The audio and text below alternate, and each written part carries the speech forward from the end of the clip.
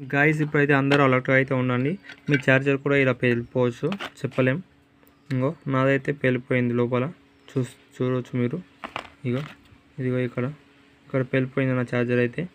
ఇప్పుడు ఛార్జర్ ఎందుకు పేలిపోయిందంటే నా ఫోన్ వైర్ అయితే ఇప్పుడు 5 years అవుతుంది. నా ఫోన్ కొని ఇప్పుడు నా ఫోన్ కొని 5 yearsలో ఎప్పుడు పేలిపోయలేదు నా ఛార్జర్ అయితే.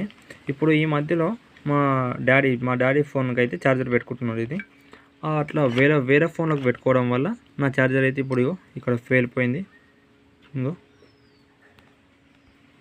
ఇంకో ఇక్కడ పేలిపోయింది నా ఛార్జర్ అయితే.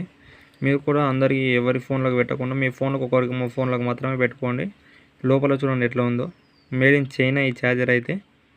రియల్మీ మొబైల్ అయితే నాది ఆ మొబైల్ ఛార్జర్ అయితే ఇది పేలిపోయింది. ఏం చేయాలి? ఏం చేయలేము కదా. అందుకోసం నేను కొత్త ఛార్జర్ కొనుక్కున్నా. కొత్త ఛార్జర్ కొనే ముందు